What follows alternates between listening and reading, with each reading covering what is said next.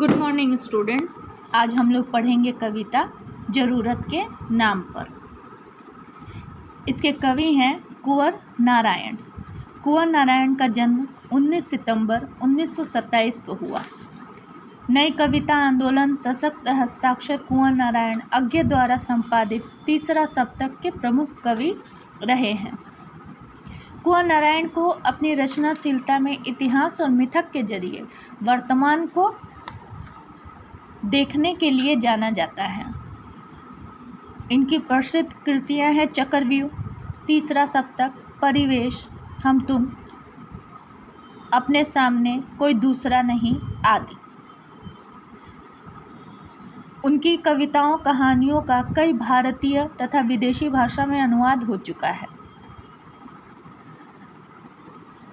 2009 में कुंवर नारायण को वर्ष 2005 के लिए देश के साहित्य जगत के सर्वोच्च सम्मान ज्ञानपीठ पुरस्कार से सम्मानित किया गया था। आइए हम लोग कविता की शुरुआत करते हैं। क्योंकि मैं गलत को साबित कर देता हूँ, इसलिए हर बहस के बाद गलत फहमियों के बीच बिल्कुल अकेला छोड़ दिया जाता हूँ। वह सब कर दिखाने को जो सब कह दिखाए। प्रस्तुत पद्यांश में कवि कहते हैं कि समाज में जो भी गलत घटता है, जो भी गलत होता है, उसे वे उद्घाटित कर देते हैं, उसे वह बता देते हैं। इस प्रक्रिया में उन्हें सामाजिक लोगों से काफ़ी बहस करनी पड़ती है। समाज के लोग अपनी गलतियों को कभी स्वीकार नहीं करते। इसके विपरीत वे कवि को गलतफहमियों का शिकार बताकर उन्हें बिल्कुल अकेला कर देते हैं। कवि जो कुछ भी अपने वक्तव्य में कहते हैं, उसके लिए व्यवहार की कसौटी पर अपनी बात को खरा साबित करने की उन्हें चुनौती देते हैं। कवि यहाँ बता रहे हैं कि अगर मैं गलत को गलत बता देता हूँ, जिसके लिए उन्हें काफ़ी परिश्रम करनी पड़ती है, तो सामाजिक जो लोग हैं, समाज में रहने वाले जो लोग हैं, वो उसे कभी भी स्वीकार नहीं करते हैं, उस गलत चीज़ को।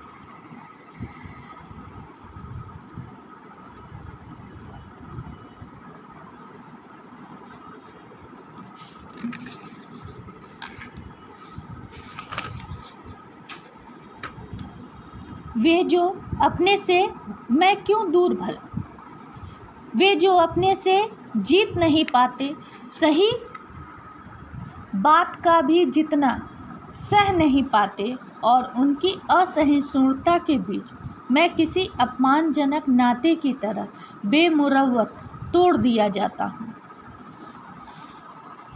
यहाँ पर कवि ये कह रहे हैं कि समाज में ऐसे लोग भी हैं जो एक और बहस में जीत नहीं पाते हैं और दूसरी ओर वे कवि की सही बात की जीत को सह भी नहीं पाते। कवि ऐसे लोगों की मानसिकता का उल्लेख करते हुए कहते हैं कि वे अपने असहनशील होते हैं, इतने असहनशील होते हैं कि वे उनसे इस प्रकार रिश्ता तोड़ लेते हैं जैसे किसी अपमानजनक नाते को बेरहमी से तोड़ दिया जाता है।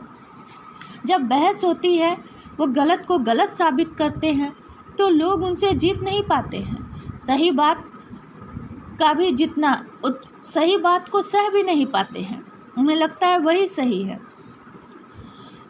और वह कवि से नाता भी तोड़ देते हैं, एक अपमानजनक नाते की तरह कि मतलब ये रिश्ता कभी रहा ही नहीं, हम तुमको जानते ही नहीं, इस तरह से उन्हें छोड़ करके चले जाते हैं। प्रत्येक रोचक प्रसंग से हटकर शिक्षा पुस्तकों की सूची की तरह घरेलू उपन्यास के अंत में लापरवाही से छोड़ दिया जाता हूँ। यहाँ कवि कह रहे हैं कि समाज में अपनी स्थिति को व्यक्त करते हुए वह हमें बता रहे हैं कि लोग जो हैं उन्हें रोचक प्रसंगों से अलग कर देते हैं। जब वो लोगों को गलत साबित कर देते हैं, अपनी बात को सही तर्क के साथ सही साबित करते हैं, तो लोग क्या करते हैं, उन्हें अपनी बातों से दूर कर देते हैं, रोचक प्रसंगों से उन्हें अलग कर देते हैं। जैसे आम घरों में शिक्षापद पुस्तकों की गति होती है, शिक्षापद पुस्तकों को लोग लापरवाही से घरेलू उपन्यास के पीछे रख देते हैं कि जैसे वो पुस्तक किसी काम की नहीं है। वे पुस्तक घर में होती ज़रूर है, लेकिन उन्हें देखने या पढ़ने की जहमत कोई नहीं उठाता है। वे सब मिलकर मेरी बहस की हत्या कर डालते हैं ज़रूरत के नाम पर, और एक कवि से पूछते हैं कि ज़िंदगी क्या है, ज़िंदगी को बदनाम कर। यहाँ कवि कह रहे हैं कि जिन लोगों के पास अपना कोई तर्क नहीं होता है, वे अपना कुनबा बना लेते हैं, अपना एक अलग घर बना लेते हैं।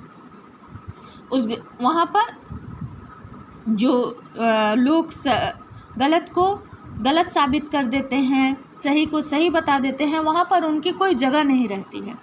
वे सामूहिक रूप से कवि की बहस को खारिज कर देते हैं। उन तर्कहीनों के पास एक थोथा तर्क होता है, मतलब एक बेकार का तर्क होता है कि वे जो कर रहे हैं वही जमाने की ज़रूरत है। ऐसे ही स्वार्थी लोग ज़िंदगी के मकसद को बदनाम करते हैं और उल्टे कवि से ज़िंदगी के मायने पूछते हैं। ज़िंदगी को बदनाम भी करते हैं और ज़िंदगी के मायने भी पूछते हैं। यहाँ पर क्या है, यहाँ इस कविता में कवि सामाजिक लोगों से कवि को काफ़ी बहस करनी पड़ती है। समाज के लोग उनकी अपनी गलतियों को कभी स्वीकार नहीं करते हैं।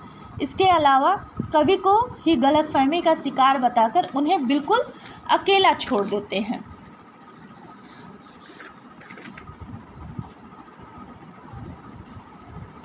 कवि उन लोगों की मानसिकता का चित्रण करते हैं जो एक और बहस में जीत भी नहीं पाते और दूसरी ओर कवि की सही बात की जीत को सह भी नहीं पाते हैं। लोगों में असहिष्णुता कम होने से उनकी बातों को स्वीकारा नहीं जाता है, जबकि वह सत्य का पक्षधर है और गलत को गलत कहते हैं। तो यहाँ हम लोगों ने पढ़ा है ज़रूरत के नाम पर। यहाँ क्या है, कवि अपनी सच्चाई पर अडिग रहता है और गलत को गलत कहने में हिचकिचाता नहीं है, न ही वो किसी बात से डरते हैं।